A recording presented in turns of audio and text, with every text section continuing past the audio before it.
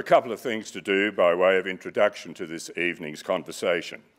First of all, of course, to welcome you, and then to acknowledge the traditional owners of the land on which we stand, the Wurundjeri people of the Kulin Nation, and Carrillo Gantner, the former chairman of Azelink at the University of Melbourne, after whom this particular theatre is named. Secondly, it's my pleasure to congratulate Eureka Street on its 21st birthday. As it happened, I was the Provincial Superior of the Jesuits in Australia when the first edition of Eureka Street was launched in March 1991. People sometimes ask, what does the Provincial Superior of the Jesuits actually do? One of my predecessors, who's sitting there in the third row, is said to have described it as being like the driver of a truckload of drunken footballers.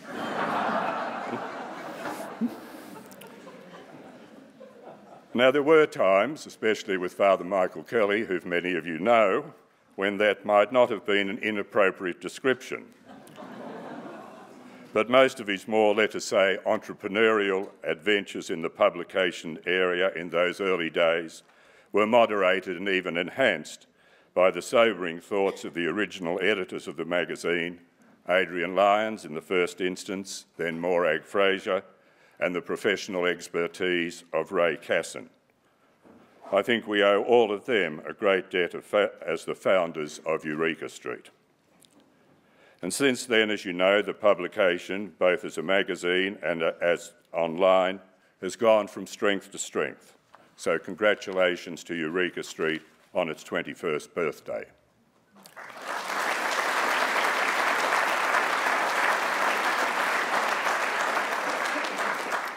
And finally, there's a very distinguished philosopher at All Souls College at the University of Oxford, Derek Parfit. In 1984, he wrote a brilliant book on morality and personal identity entitled Reasons and Persons. Over the next 26 years, strangely enough, he published virtually nothing. Then, in 2011, he burst onto the publication scene with a 1,400-page, two-volume work entitled On What Matters. The book, he said, is about reasons, value, and morality. That is what I hope we will be discussing tonight in our discerning conversation on things that matter. Thank you. I'll now pass over to Mr. Tim Cronin for the second phase of this evening's program. Tim.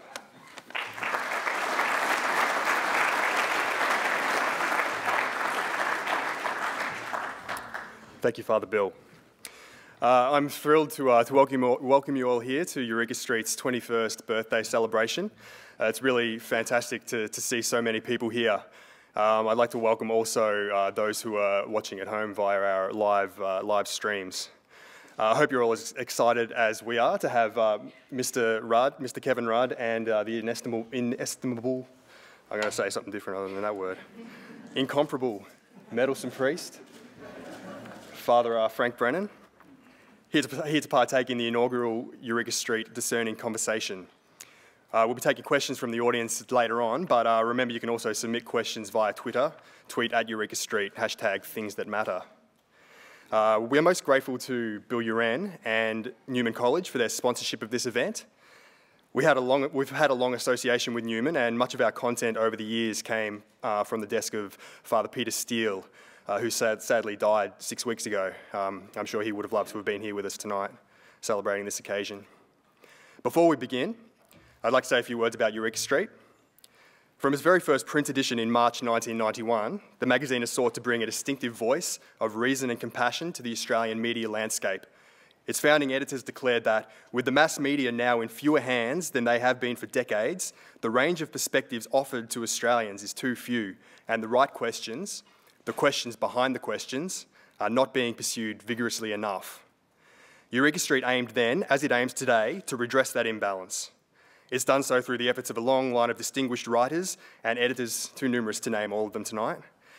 Since our transformation from a print to an online journal in 2006, under the guidance of our present editor, Michael Mullins, who is here tonight with us, we have carried this spirit of advocacy and compassionate reflection into the dynamic realm of new media.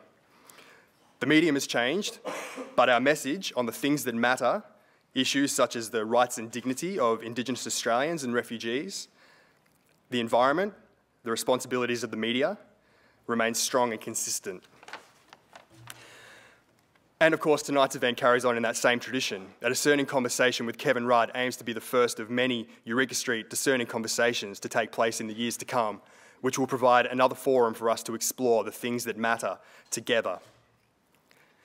We're not just here to celebrate the past, but also to look to the future. There are some major developments coming very soon, including a refresh of our website to make it a cleaner and more vibrant environment in which readers can engage with our content, as well as plans to increase and revitalise our social media presence in order to broaden our reach and our influence. So watch this space. Speaking of the future, one of the things we value at Eureka Street is the cultivation of the next generation of writers who share the regard for human dignity and passion for social justice that are the hallmarks of Eureka Street. One of the ways that we do this is through our annual Margaret Dooley Award for young writers. Margaret Dooley was a great supporter of Eureka Street, and this award was set up to encourage young writers to engage with ethical issues. We have two of this year's winners with us tonight, and I'd like to invite Mr. Rudd up to help me present them with their awards.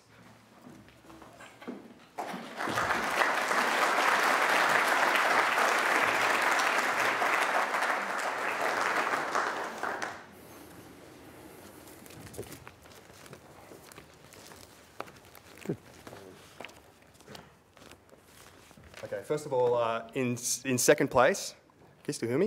Has that gone off? In second place, for his essay titled Disability, Sex Rights and the Prostitute, we have Matthew Holloway. I think he's in.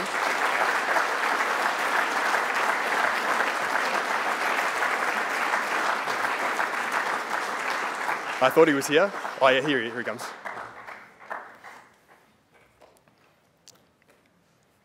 It's a long walk, mate. Well done. What a wonderfully provocative title. This is terrific. You have to read it when you Thanks, Matthew. And in first place, for his essay titled Listen, a round of applause, please, for Evan Ellis.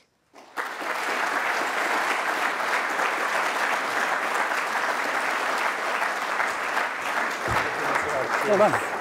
Send us a copy, eh? Thank you. Okay. Thank you, Mr. Rudd. Two final thank yous. First of all, to Australian Ethical Investments. Your sponsorship tonight has funded the audio-visual costs, which have allowed this event to be streamed to the outside world. So thank you very much for your support. And most importantly, to the Australian Jesuits, who have funded Eureka Street for over 21 years. The provincials of the Jesuits over that time have been unrelenting in their support, both financial and spiritual. We believe that by supporting Eureka Street, they have truly done a great service to the public conversation in Australia. Without that support, Eureka Street would not exist. So thank you.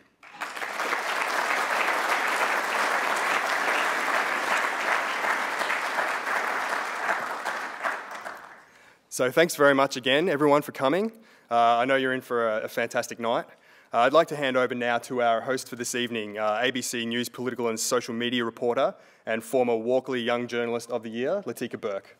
Thank you.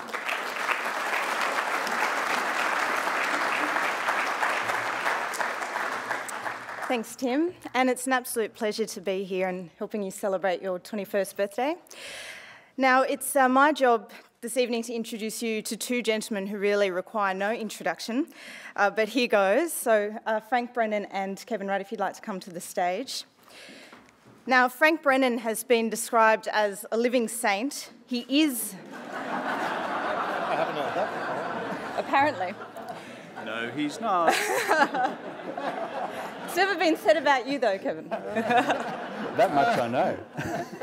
Now, he is a national living treasure and has never stopped being a meddling priest, continually advocating for human rights, social justice, and peskily reminding Prime Ministers from Paul Keating to Julia Gillard of the policy consequences. From the church to our national debate and politics, Father Brennan is constantly reimagining ways and meanings. Structures can be rethought and ethically stronger. He's joined on stage by his close friend and the former Prime Minister, Kevin Rudd, who once described Father Brennan as an ethical burr in the nation's saddle.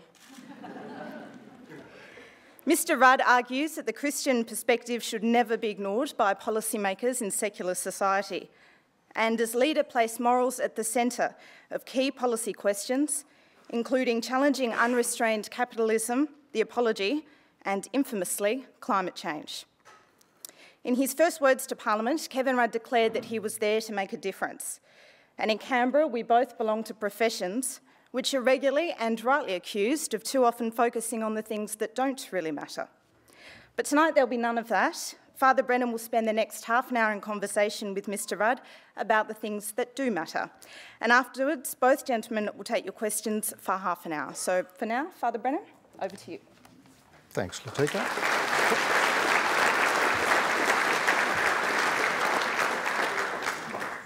Thank you, Latika. Good to be with you. Latika told me this evening that we're Facebook friends.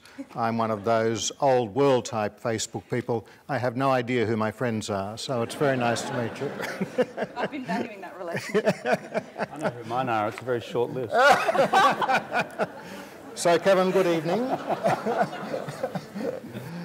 Good to be with you out of Canberra. Good to be with you, Frank. 21 years ago, Eureka Street was launched by another Queenslander, I'm happy to say, Tony Fitzgerald, who did the Commission of Inquiry into corruption in Queensland.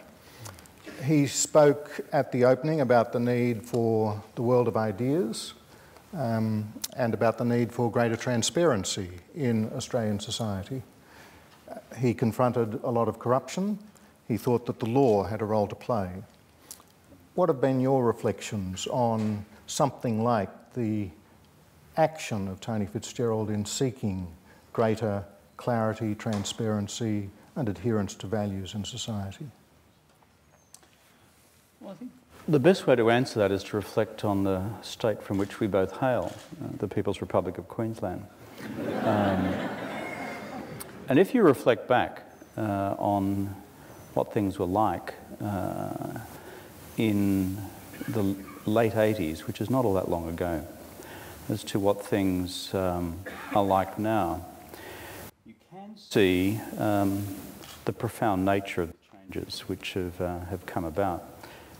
And in that context, Fitzgerald played no small part.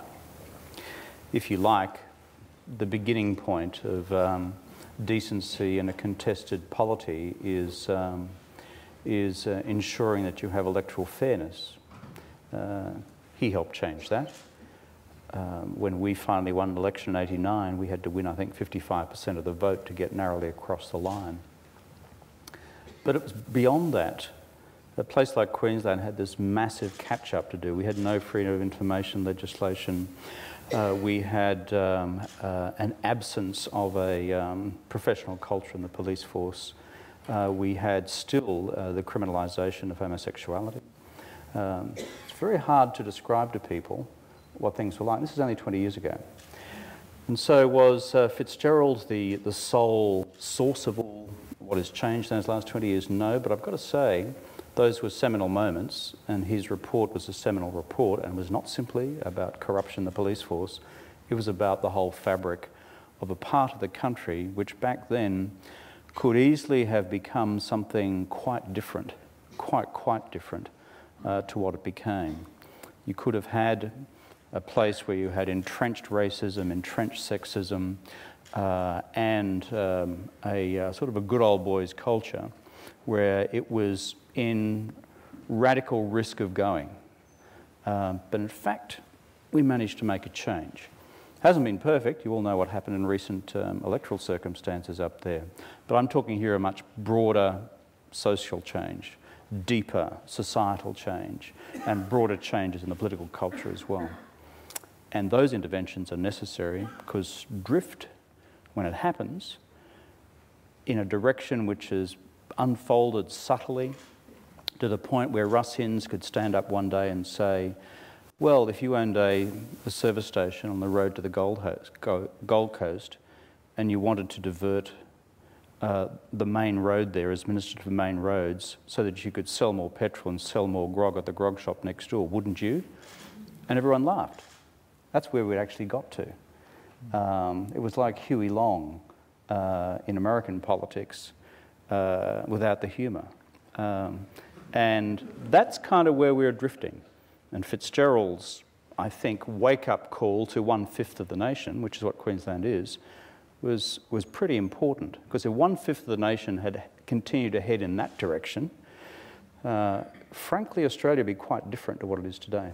Well, now, I think Hinds described it not as a conflict of interest, but a convergence of interest. And at the time Tony Fitzgerald was coming to Melbourne to launch this, I was thinking today, that was about the time you and I first met.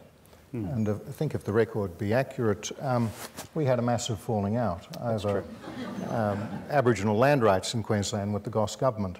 Frank was wrong. I'll take it. But it was no speaks for 6 months or so, but then you took the initiative and came back. In public life, there's always a conflict of ideas.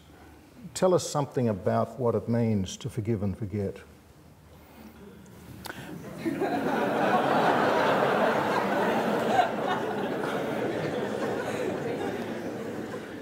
Forgive, forget, and just a little bit of payback? Oh, sorry. You're right, actually. I'd forgotten we'd had a falling out, but we had. As I reflect on it, I was just too precious about things way back then because I wasn't used to being criticised in the way in which I was. And a large part of the criticisms were justified. It's easy to say that the answer to that is you just develop a thick skin. It's not. Because none of us ever develop a thick skin to the point where you no longer feel. Every human being feels. Those of you in the church, for example, and occupy positions in the clerical office, when you get stung by a completely unfair criticism from one of your own, you do have what you sense to be a legitimate right of self-defence. But that evades your question, which is about how do you forgive and how do you forget. On the forget thing first, the only word of partial wisdom I might be able to provide is something from my dear departed mother, a Catholic matriarch from Central Casting, Queensland style. I don't need to explain. I think everyone here nod if you know what I mean. So nod, please. Thank you. Mum always had this saying, which is just put it into your forgettery. And it was actually quite an important concept because when you actually feel psychologically hurt and burdened by a criticism from someone you're either close to or by a criticism which is unfair, what happens with so many people in political life is they carry it around for a lifetime and it poisons their soul. And your ability to actually engage productively and positively and not viciously in the public discourse just gets eroded. So the one physical thing I remember Mum's physical help to me in my life has been that wisdom from my mum. And it's a physical act, which is, okay, I'm feeling quite upset about that. You lift yourself to one side of it or above it, and you actually almost in your head place it in the psychological equivalent of those old rubbish bins which used to appear on the earliest versions of your software programs. You bonk. Now, does it work perfectly? No. Does it work out for me 70, 80, 85% of the time? Yeah, it does. Because if you're someone like me and you're accumulating the who am I going to get next list, you just run out of paper, It just, it doesn't work. Apart from being bad for your health. Then you go to the other half of your question, which is the forgive bit. That's harder. And if you'll indulge me for 60 seconds longer, I've reflected on this a lot when I was recently in Switzerland at a conference run by the Initiatives for Change at Co in Switzerland. I don't know if anyone here is familiar with it. Their ethos for 60 years has been Social change comes about, political change I think comes back through social change through personal change. What does that mean? It means beginning with yourself and realising that frankly you might have done a few wrong things as well, and then seeking your brother's or your sister's forgiveness. Now you might think that's just standard theology. In politics, let me tell you, nothing's standard. But the example which they gave me was, I think, quite profound. When this centre kicked off straight after World War II in Switzerland, they brought a huge slab of Germans and a huge slab of French folks together for a conference on how they could begin to talk about building the new Europe. And the tensions were through the roof as people had been murdered by each other's side and by some of the people there. But within a year or two of this happening, and with one French socialist leader standing up on the stage and saying, her family having been killed as resistance fighters by the Germans, said her first opening word to a conference like this was, "I want to stand up and say, I forgive you. I forgive the Germans here, but much more importantly than that, I want you to forgive me. Because I want you to forgive me because I came to this conference hoping in my heart that Germany would be obliterated from the face of Europe. And I realised that if that was going to be the attitude in my heart, we could never build peace in Europe. And I had to confess the hatred that was in my heart." And the end of that little story was that Konrad Adenauer and Schuman, the then Socialist Prime Minister of France, began meeting there in 46-47, out of which came the coal and steel agreement, which led to the European community, which led to the European Union. It's quite an interesting story. So I can't claim any such moral heights. But you know something? It is absolutely necessary to do it. It's confronting, but unless you do it, then you're of no use anymore. And when you look at what our Indigenous brothers and sisters have gone through, when we, after 200 years of stuffing around, finally said, sorry, think of what was in that for them to accept the apology, to accept it. My greatest fear at the apology was that it wouldn't be accepted. And the great grace and graciousness of our Indigenous brothers and sisters is they said yes. And let's move on. In fact, I think in your office in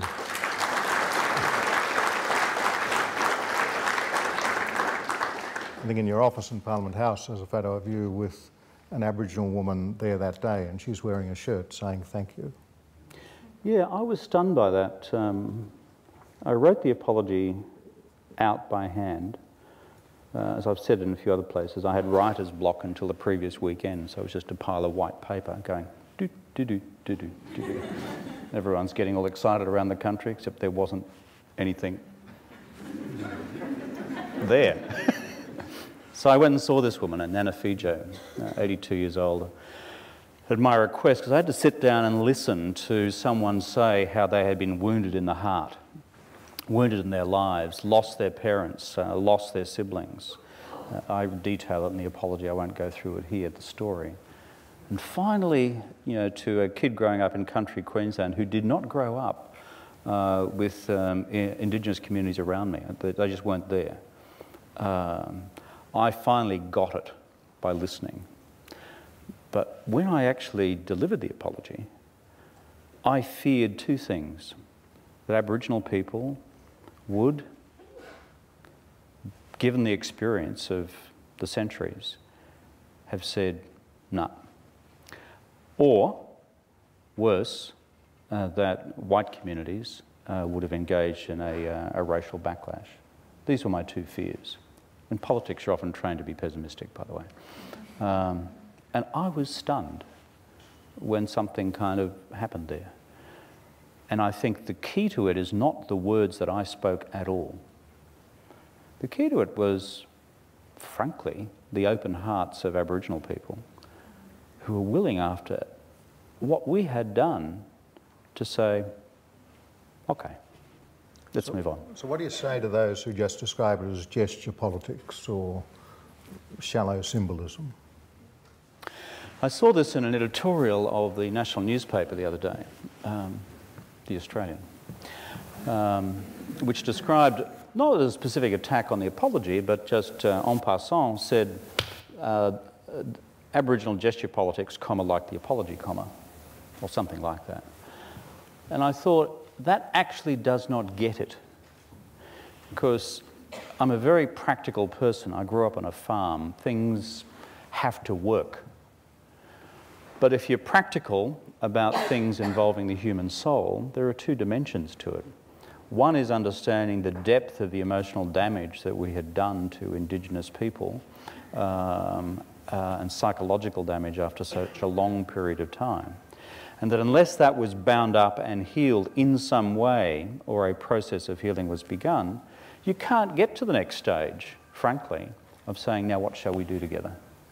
Which, if you look at the structure of the apology statement, it's along those lines. It says, for these things we are sorry. We hope and pray that you will accept the apology in the spirit with which it is given. And then let us cross together this bridge of writing a new page in the country's history, and let us embark upon a very practical program called Closing the Gap in education and health and jobs and housing and everything else. $5.6 billion intergovernmental agreement, which was negotiated about 12 months later, and that's all working out. But you know something? The latter is impossible without the former.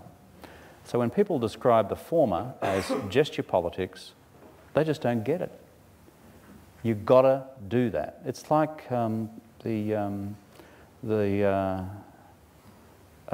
those folk who were sent here as orphans from around the world.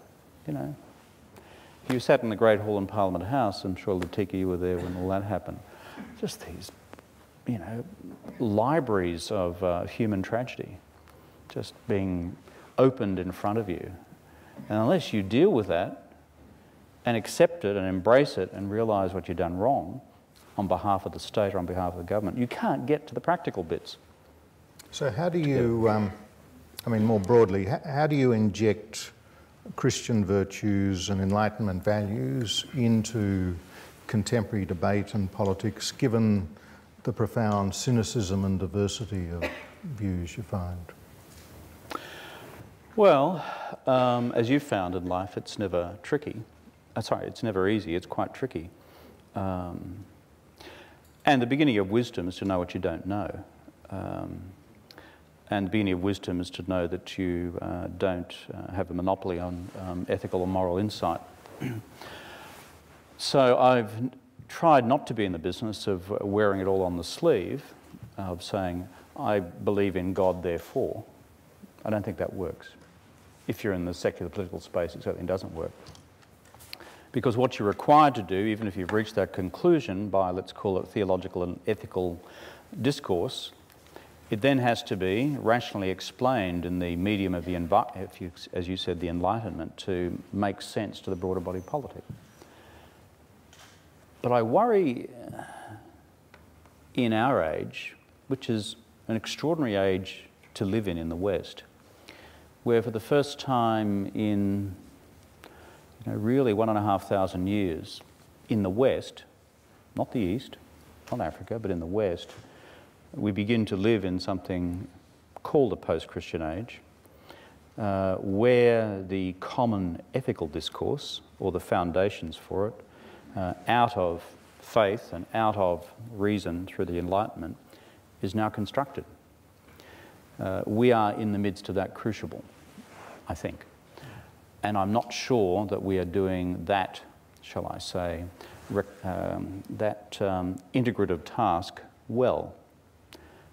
And so when you ask kids today, well, what do you believe in and why? It's harder for these guys. It's not that they don't think about it, it's just harder. Because we are at this great intersection of values streams.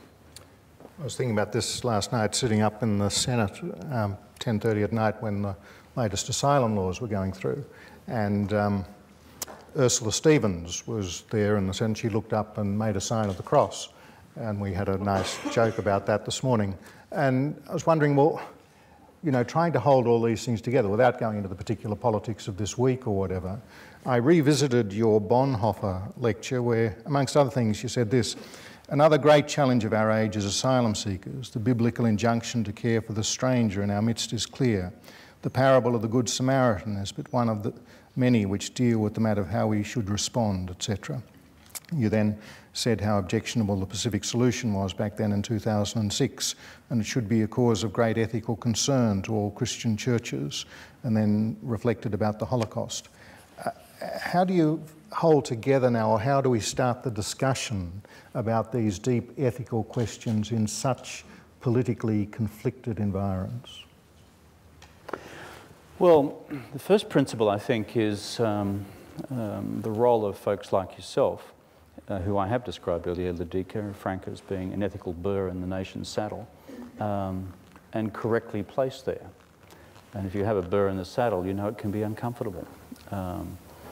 And those engaged in the ethical debate, both in the secular and in the spiritual spaces, need constantly to be holding out the goalposts within which the nation should conduct its business. That's my view. There is a core role for that. Because the second point is equally valid. In a parliamentary democracy where anyone and everyone is elected, then ultimately the business of government is going to be one of seeking to reconcile a large range of conflicting views in a difficult and charged environment. So, what has always struck me about Bonhoeffer in dealing with asylum seekers is Bonhoeffer was speaking of the Jews. And you've got to admire the guy. I mean, the day that Hitler is sworn in as Chancellor, this sort of, pretty mild-mannered Lutheran pastor theologian in his early 30s goes onto radio to denounce the Führer principle, and then goes on to run dissenting theological academies, which are working against the state Lutheran Church, and then to speak out for the Jews, and then to become a double agent with the German intelligence services to help smuggle some Jews into Switzerland. And he was ultimately hanged as part of those who were responsible for the plot to kill Hitler. So he's always been a bit of a hero for me, because he's right out there in terms of ethical goalposts. The old Dietrich, you know, he was front and centre, and I'm sure for some of his confreres was seen to be radical and extreme. But that voice, that prophetic voice, if you like, be it secular or sacred, is still necessary. So, on the asylum seekers debate today, what are the core principles which need to be alive? First and foremost is to understand that our challenge is both those who we see and those who we cannot see. It is always a temptation, I think, in ethics and politics to regard the problem as solely constituting that which is before your face, although that is part of how your ethics are tested, by those who are in your face. But when I look at the asylum seekers debate, I'm always reminded of one thing. Around the world today, we have 40 million people who are internally or internationally displaced persons.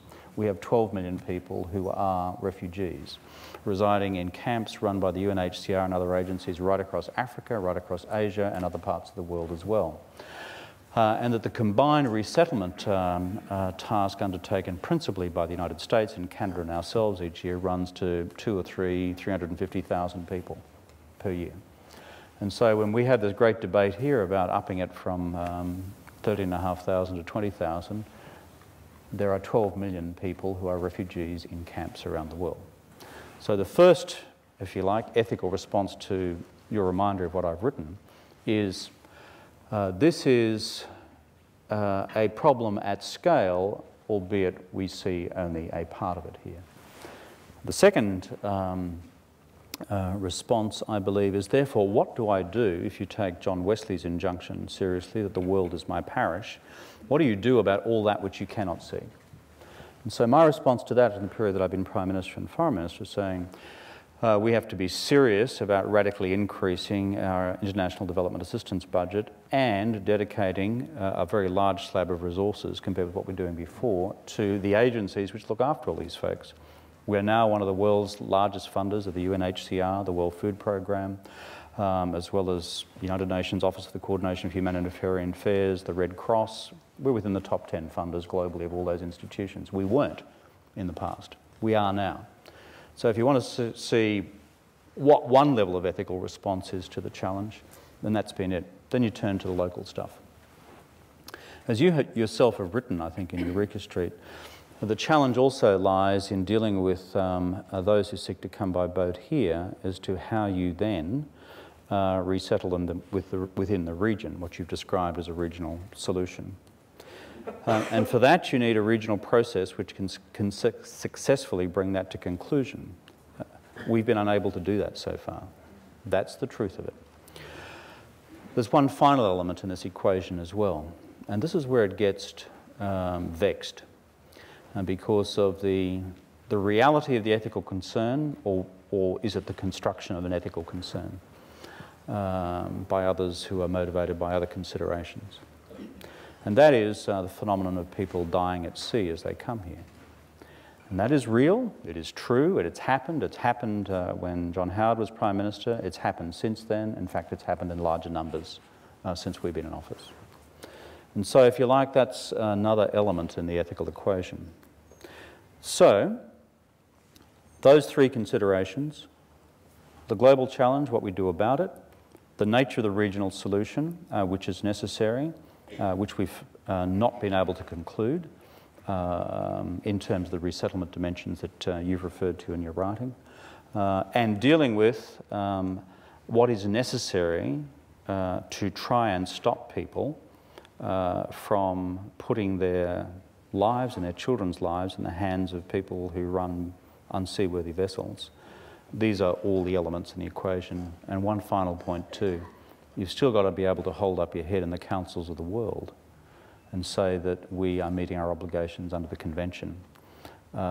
We signed that convention, and the reason we signed it was because of people like Bonhoeffer, because when the convention was debated in the 50s, it was all with one thing in mind, that there should never, ever, ever be a repeat of what happened with the Jews when the rest of us, including us, Australia, turned our back on Jewish emigration demands, not just from Germany but elsewhere in Europe, in the late 1930s. If you doubt it, have a look at the records of the Evian Conference when you next visit the Holocaust Museum in Jerusalem. Okay, well, I need to cut in there, Frank. Your time is up. It's up. So we'll move now to questions from the floor, and also we're inviting questions on Twitter. But I might just continue that line of questioning there, Frank. Mr. Rudd, when you did dismantle the Pacific solution, were you prepared as Prime Minister to explain the consequences of that? Do you have any regrets about how you may have handled that? And do you think that, you talked about a range of opinions needing to be met there by politicians, do you see Australia, the majority of public opinion supporting onshore processing, and why do you think it is that the left consistently loses this argument? Well, they're all very good and sharp questions from a political journalist based in Canberra. I'm saying here loud and clear that if anyone expects me to engage in the detail of the current political debate, the detail of the current national policy debate on what is currently on the table in Canberra, then I'm going to disappoint you. In answer to Frank's question before, I said, here's the problem. Here I believe the principles you bring to bear in concluding a proper and ethically informed and practically informed response to it. That, I believe, should be the fundamentals which inform the debate. I think Chris Bowen has handled himself well in this. I support his discharge of the portfolio. I've known him for a long time, and he's a person who thinks about these things very, very carefully. The one thing I'd say on the way through, though, is when we went to 07, this was the mandate we received from the people. It's a very explicit undertaking. And therefore, if you have a mandate and an undertaking and a commitment, not just on that, but on children behind razor wire, on a whole range of things which were then being embraced by the previous government, and let's not push them all to one side, they all existed, we were required to act on multiple fronts. Of course, a compounding factor is always what is the combination of push and pull factors at a particular time in history. Let's just be clear about it. In the period, the first decade of this century, you would have had wars in Afghanistan, you would have had wars in Iraq, you had rolling political instability in Iran, you've had a major civil war in Sri Lanka in recent times. And if you look at the impact that each of those explosions has on the volume of people pushed from that part of the world into not just where we are, but frankly right across the world, North America and Europe, it can be mapped. Then there's a parallel discussion and debate about pull factors. And of course, people from around the world are going to want to go to Canada, they're going to want to go to Australia, they want to go to Western Europe, both for those legitimate reasons and for others associated with a desire to be for economic migration. That's the framework, okay? And decisions within those constraints, and given the ethical foundations I was outlining before, it's never easy. And I'm sure those who have made these recent decisions haven't found it that way either. Okay, so we might start with questions from the floor. We have some roving mics. There's a gentleman here at the front with a question. We'll just get a mic to you. Sorry. There's a mic coming, mate. There's a mic coming.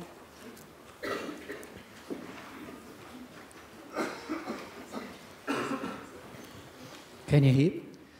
My question is to both Father Brennan and Mr. Rudd. Yesterday's Age had an article in it to say that the Coalition is ready to back Kyoto 2. Can either of you explain why the shift, how the shift has occurred in the Coalition's attitude towards the environment? And secondly, are you encouraged by it? Well, let me just chance my arm here. This was mentioned in Parliament yesterday based on that same report in The Age.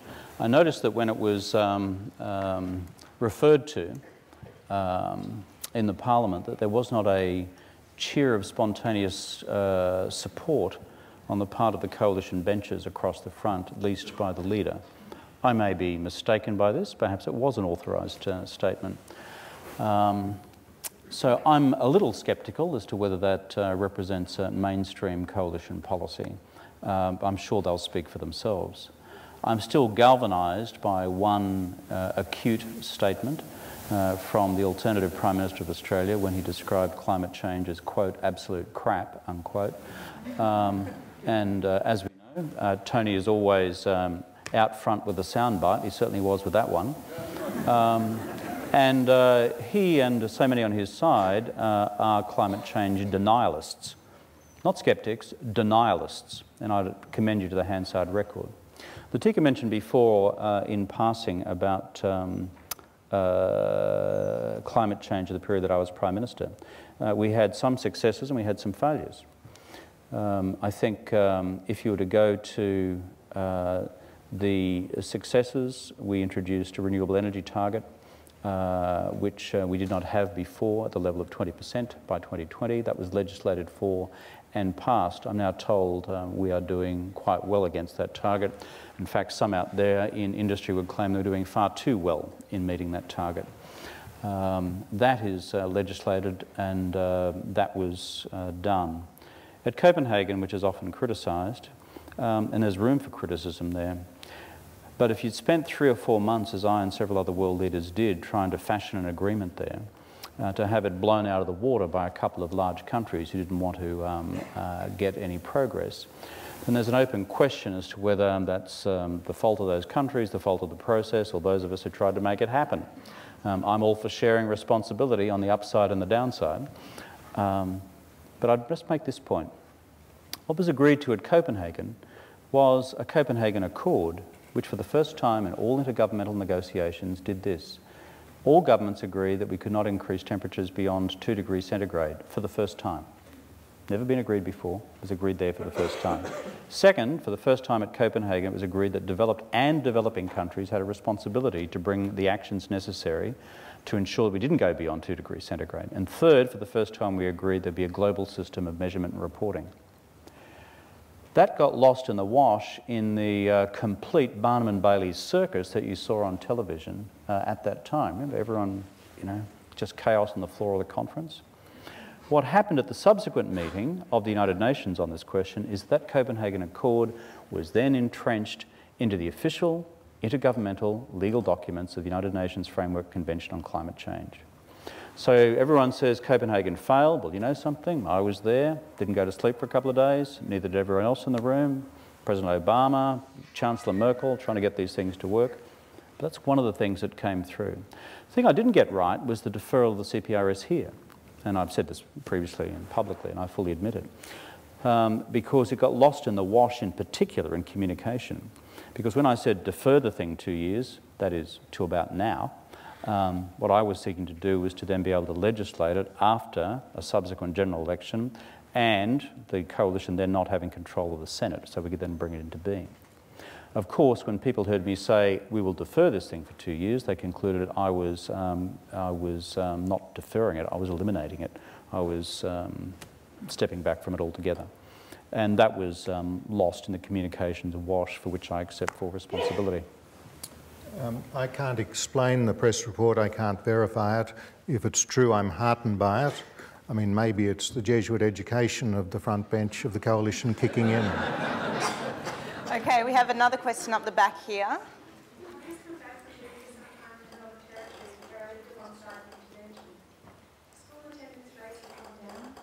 There's lots and lots of big stick sort of policies, but in the Northern Territory, a lot of really good things happen.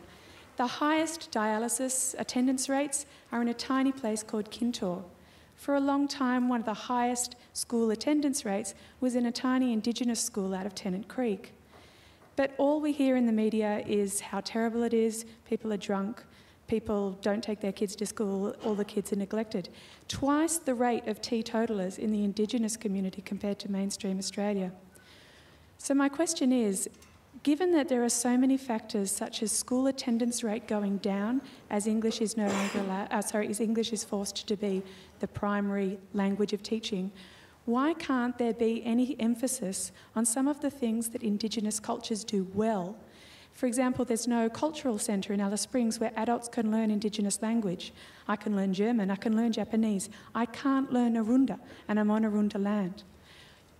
If there's going to be so much money funneled into an intervention, why is there so much emphasis on hitting people with sticks and not emphasising the things that Indigenous cultures do well? And there is a lot more than it seems. Let me try and answer that. All I can do in response to your question is go to two sets of benchmarks. I mentioned before that the apology without a strategy for closing the gap was simply worthless. In fact, in the apology speech, I said it would be like a sounding gong, deliberately quoting Paul in Corinthians. And I meant it. Closing the gap is not just a three-word phrase, closing the gap. It actually has 6, 7 or 8 sets of benchmarks attached to it with different timelines which go across early childhood education for Indigenous kids, school attendance at primary school, school attendance at secondary school and completion rates, housing, employment, as well as, of course, ultimately life expectancy itself, including infant mortality and other measures. The reason it is constructed that way is to hold us, the national community, to account. One of the things I'm glad I did was I said, whoever's the Prime Minister of the day, I assumed I was going to be there a bit longer than I was, would be required on each anniversary of the apology to formally account for, and I said this at the time, what was going right and what was going wrong with our policies across the country. And we should have enough sophistication to recognise, as a country, that we can celebrate the good and recognise the bad and where we're struggling up the middle. And frankly, life's often like that. When I listened to the Prime Minister's accounting of how we were performing in February this year, I listened very carefully. And against those 6, 7 or 8 different measures, we were tracking against the data that we have well in about 2 or 3 of them. We are marking time in a few, and there's one of them that we probably won't get within a bull's roar of. But you know something? It's the first time that we've had for ourselves a national report card on how this is working on the ground. When I asked after 1 year, well, how's it going? They said, Prime Minister, by the end of the 2nd year, we should have a data system so we can measure what the hell's going on. Because there was no previously collected data around early childhood education, attendance. Even the mortality figures were rubbery as hell. So getting that right was critical. So you may be right in terms of the communities to which you've just referred, and I cannot claim an expertise greater than yours in terms of where you've been, okay? But what I can look at is the fact that we're required now to answer to these benchmarks. You know something? It should be horses for courses in terms of what works in individual communities. But I will not, as someone who's been active in this debate, be silent about a proposition which says that we should somehow diminish our resolve to close the gap in each of those areas. If we accept something secondary to that, I fear where we'll end up as a country. We've got to learn on the way through, change our approach from time to time, but the measurement of what we do is fundamental. Otherwise, the apology which I delivered in 2008 will have been in vain. Okay, we have a question up the back here. It's for you, Mr. Rudd. I was just wondering, where should we, Australia, draw the line between being a good global citizen and looking after our own national interests on reference to foreign policy? Thank you. On foreign policy? In the last bit? In reference to foreign policy. Yeah, right up the middle, mate.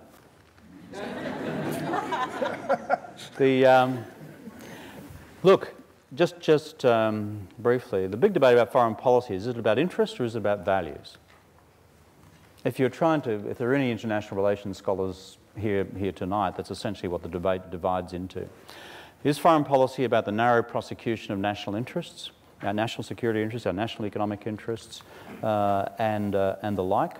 Or is it about propagating our values in the world, values of compassion, values of looking after the destitute, for example, an asylum seeker, values such as what we describe as global human rights advocacy, values such as development and dealing with poverty, even though it doesn't materially affect my immediate interests. And if you look at the whole debate on foreign policy, it usually ends up being bifurcated in what I think is a completely pointless binary debate between these two extremes. It's a bit like those who have a binary debate also about whether our foreign policy should be regional or global. Should it be bilateral or should it be multilateral? I mean, for God's sake, let's just get beyond this sort of adolescent game of tiddlywinks about that sort of paradigm for looking at what our foreign policy should be. In the 21st century, in this age of globalisation, we are confronted with a world order which demands that we not only respond to our national interests, but that we're engaged actively in shaping a values-based order also for the region and the world. To do that, we have to be engaged globally and regionally. And to do that, we have to be active in the major capitals of the world bilaterally and in every multilateral UN institution that's going, if you're sensible about it. I also happen to think, in doing all of that a country like Australia, despite the fact, as we've just said in answer to the question on the NT intervention up above, and some of the problems that we've got now on the asylum seekers debate, that we in the world have an ability to be a reasoned, practical, ethically informed voice on some of the most protracted problems around the world, often outside our immediate theatre. And that's the voice which Australia should be deploying more actively in the future. One example in recent times was just in Libya. People say, what the hell are Australia's direct bilateral interests in Libya in the conflict? Answer, none. But as what I've described as a creative middle power with both global and regional interests, I couldn't look at what was happening in Libya and be a foreign minister of a country which is going to do a repeat of the Rwandan genocide in Libya as Gaddafi stormed down the road to take Benghazi and commit the butchery of Benghazi. So I went out and led the advocacy globally, and a lot of criticism on the way through, for a UN no-fly zone over Libya. And, as you know, others joined into that crusade. It happened, the military operation began, and Libya recently elected a democratic government, and to everyone's complete surprise, one which is not Islamist, and one which is mainstream, and one which seems to be heading broadly in a reasonable direction. So having a voice, I don't overestimate what we can do, but you know our problem often in the councils of the world, we underestimate what we can do. Do you see the same hope for Syria?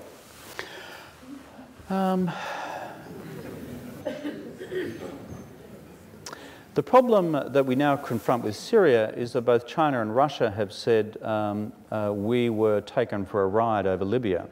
When they said that when they agreed to the UN Security Council resolution, which I and the Australian government were advocating on Libya, that when they talked about the actions which were mandated under that Security Council action, that they weren't mandating a full-scale military operation which ultimately ended up in changing the regime. And therefore, as a consequence of that, they refused to embrace another resolution which would do that in the case of Syria, despite the fact that when we acted on Libya, less than 2,000 people have been killed, and now 22,000 people have been killed in Syria.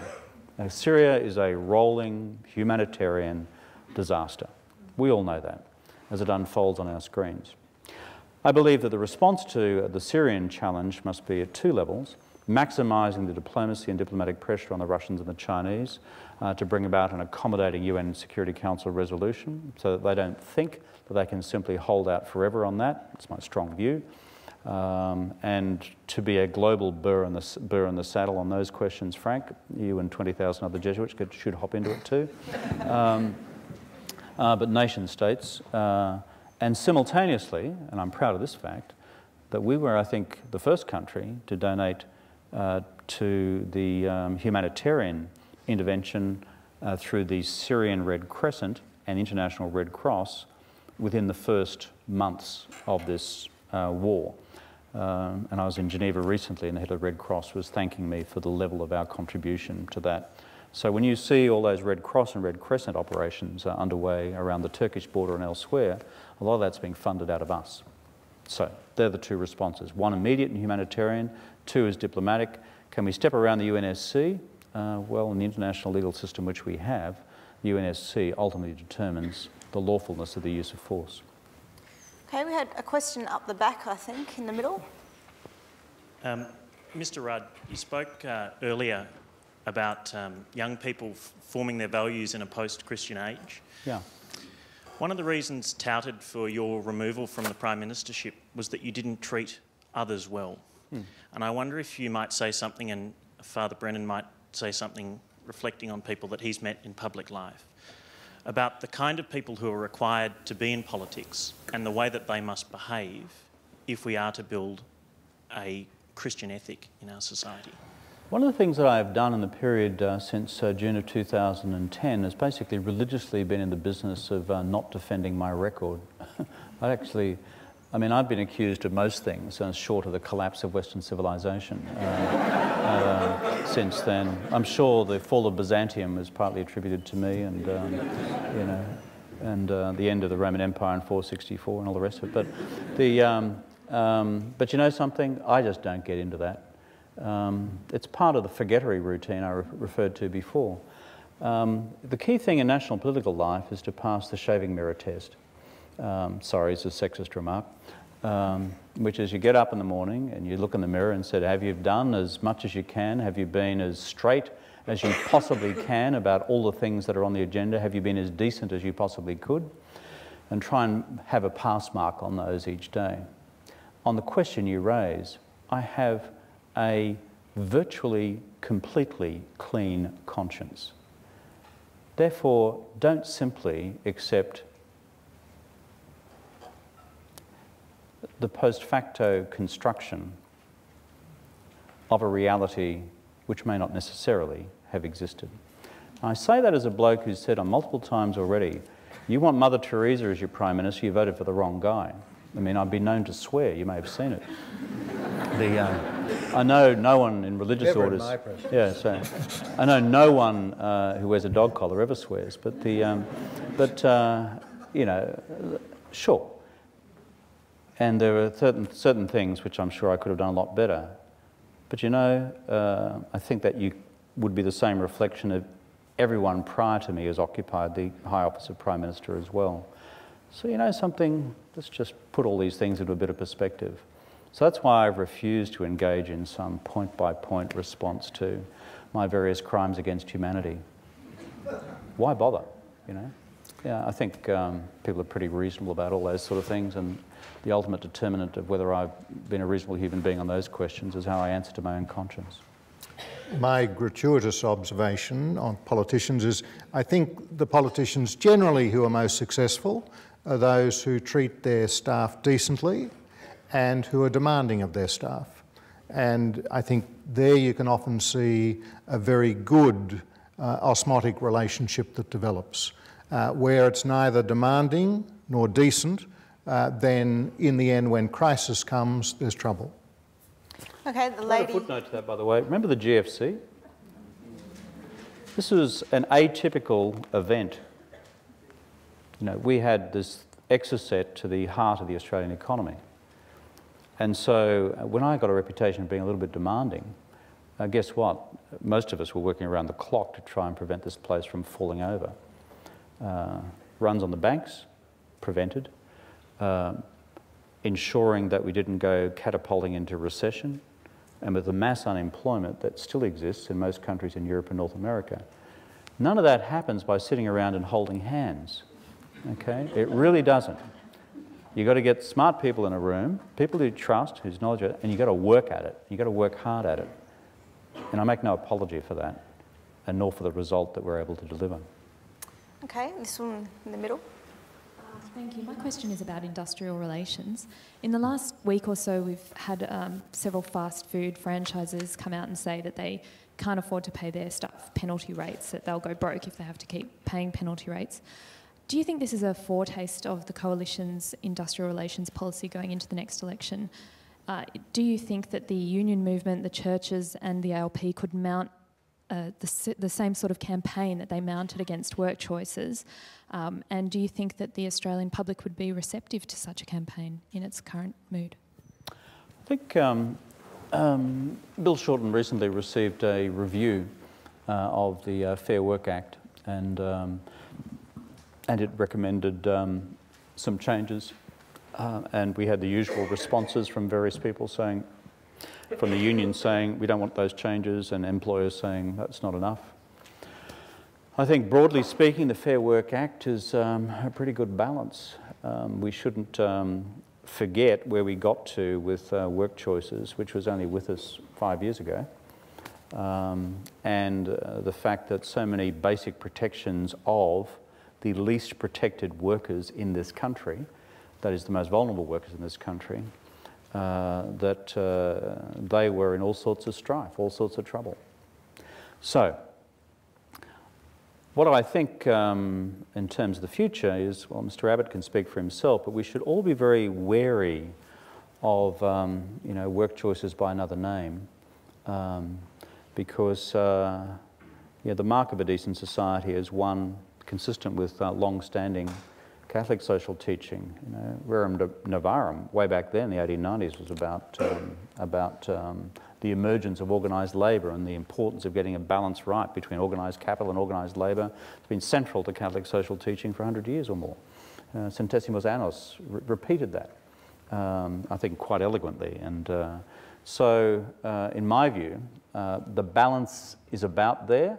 You're always in practice going to run into some things which need to be adjusted in one direction or another. And that's why I think Bill Shorten has had that most recent review exercise. As for the future,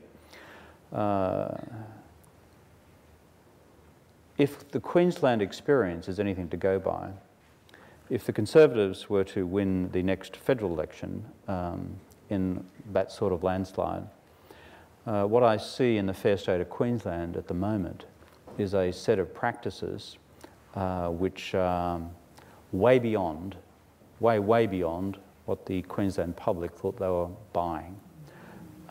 Way beyond. I was at a mobile office of mine just in the community last weekend, just talking to folk who are, first time I've seen fear and concern in people's eyes, just about their ability to maintain their jobs. These are not just direct employees in the public sector, but people who run all sorts of retail outlets and the CBD and the rest of it, all frightened that their businesses are about to go under because of the mass retrenchments which are underway. The Liberal National Party and government in Queensland will have its answers for that. I don't believe they are sufficient or adequate. So therefore, we have to be mindful of what I would describe as a cute and cuddly, compassionate conservatism, according to the International Republican Handbook, sliding in by stealth and us finding ourselves in a world which we're much less comfortable in terms of the balance which we believe to be right in the protection of workers and the enterprise which is necessary to sustain good businesses with good employment practices and good growth and good profits. Well, we're almost out of time, but one question that was pre-submitted, Mr. Rudd, which I'd really like to shoot to you is, if you could change one thing about politics at the moment, what would it be? Please don't nominate my profession, although I suspect you might. No, well, maybe you're indirectly related to what my answer would be. And this is a utopian wish. It's not deliverable unless something quite profound happens in people's heads and hearts.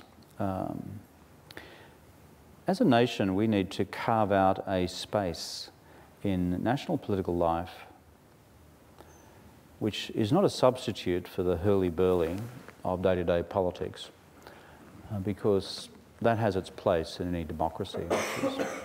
But to carve out a space and a place in our national political discourse about the things that really matter for the long term, which will not engage, the headline coverage the next day, which will not engage, focus group attention in terms of what's going to happen with someone's poll ratings next week. But a space in our national political life which is mutually respected and consented to, where the grand questions are reflected on and dwelt on and deliberated on and decided on. For example, I recently read an article in the Sydney Morning Herald from a neuroscientist about the impact of the digital age on kids' cognitive capacities and their social capacities, social interaction capacities in Generation Z, basically kids born since 2000 or late 90s. What's happening there? Do we need to be profoundly concerned about this? Is there something we need to do about it? We all have our anecdotal observations. Marvellously liberating technologies, but is something else happening? That's a national discourse which, frankly, we're not really having at the moment. When did it disappear? I can't answer that. And I'm taking your question literally about what I would change for the future. And I've only been in national political life for 12 or 13 years, so I don't believe in these things called ancient halcyon ages where it was all perfect and Chiff and Ming sat down there over a glass of scotch and was all fixed up by the morning. These were vicious political times, times of the split. Menzies was trying to kill the Labor Party on the basis of being infiltrated with the communists. Holy Mother Church wasn't being terribly helpful at the time. And bang, that was the end of Labor for 23 years, etc. No, I don't think there was a halcyon age, but my fear for the future is this. Because the dynamics of globalisation are beyond now the control of national governments across the world, the drivers of out-of-control technologies, which are so liberating and simultaneously so terrifying, that the social consequences and the personal consequences and the human consequences and the economic consequences are beyond individuals now, or individual nation states, to control. These require a level of profound reflection and deliberation and decision, then taken in concert with other countries, that we must carve out the space to do that in an intelligent way. I've just used one example. The second is the rise of China. For 200 years, this will be the first time in 200 years that a non-democracy, non-Western country is the largest economy in the world. That will happen in the next decade. We live in interesting times. What does that mean against the values debate that we were talking about earlier on? What does that mean? And instead, what we have is this, I think, sort of slightly adolescent discussion in this country of have we offended the Chinese this week versus why aren't we standing up more for human rights next week?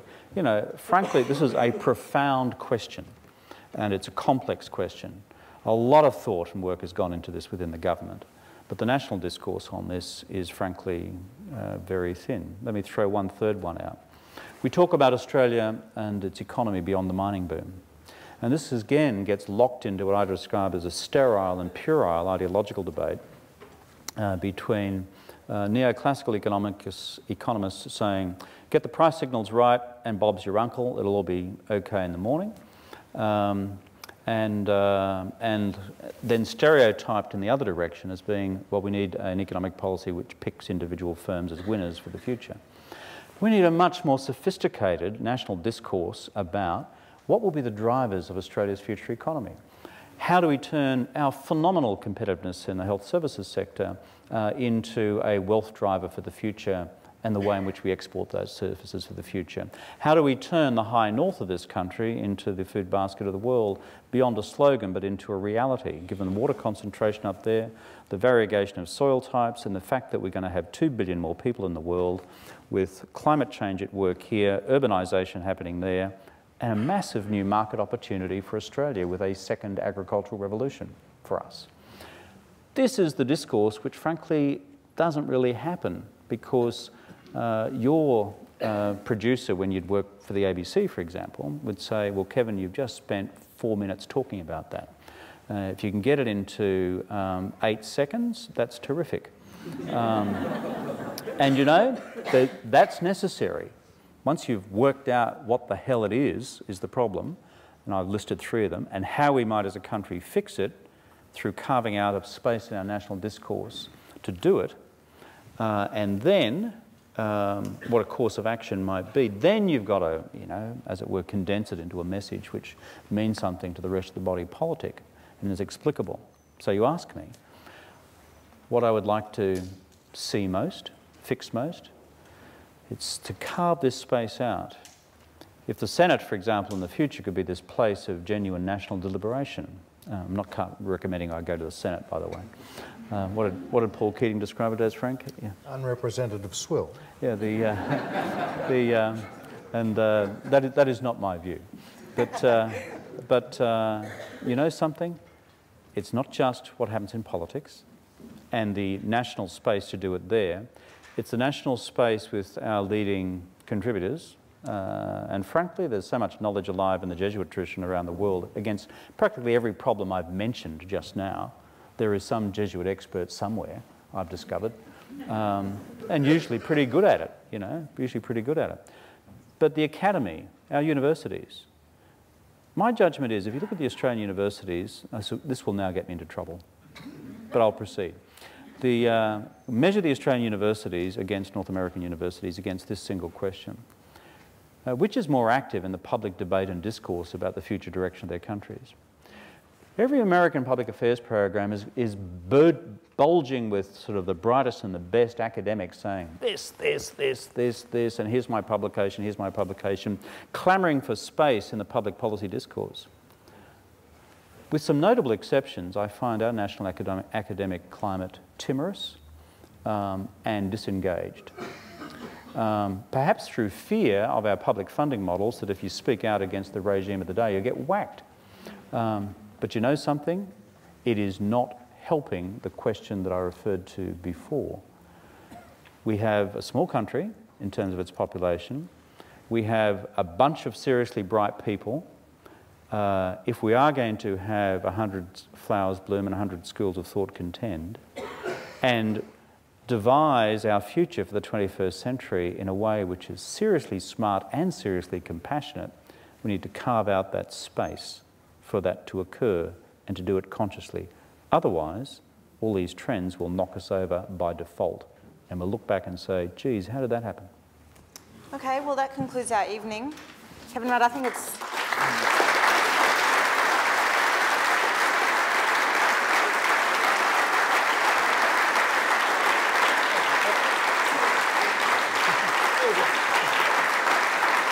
Let's have another conversation.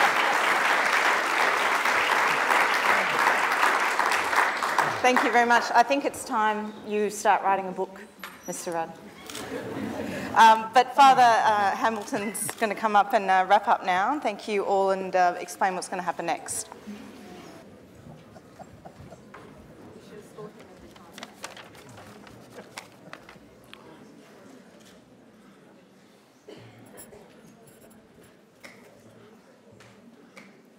Well, both as representing Eureka Street and also as a member of the audience tonight, I've been totally delighted that what we've seen is really what I believe Eureka Street to be about, which is about creating a place for conversation, but it's a conversation that leads to reasoned argument, and it leaves space for people in freedom to take their own positions. And it's a conversation that also encourages people to ask the question, what matters and what should I do? And that's been the style of the conversation tonight, and for that I'm very grateful to Mr. Rudd, and also to Father Frank Brennan, and also to the Tika. Thank you for that.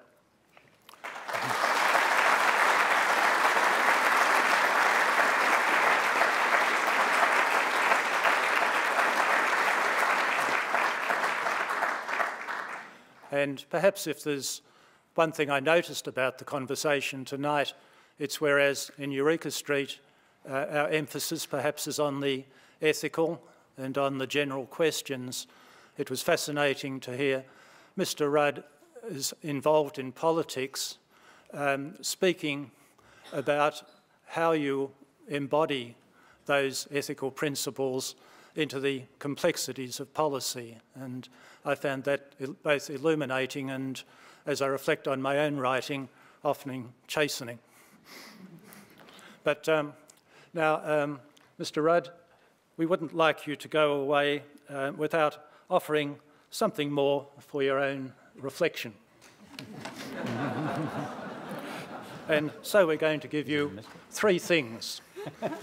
One from the past, one for your present, and one for your future. I'm interested in the last one. The past is the... Can you hold it up? The past is the first edition of... It's the edition, first edition of Eureka Street, a collector's item, I might say.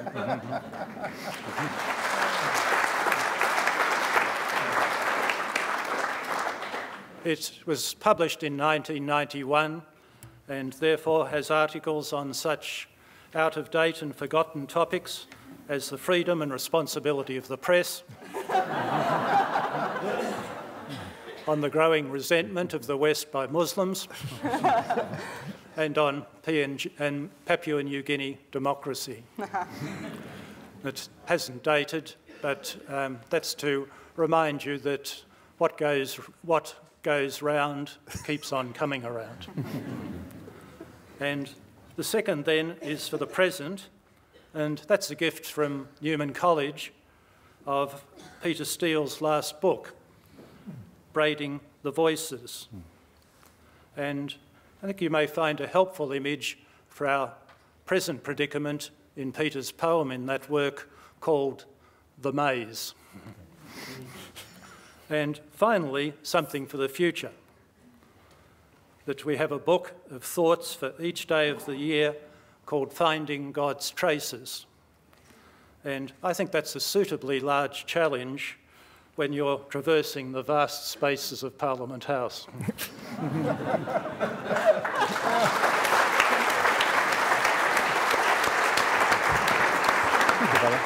That's very kind of you. I've heard it's terrific this time. That's a lovely book. Yeah. It's the essays. Thank you. In that poem. Thank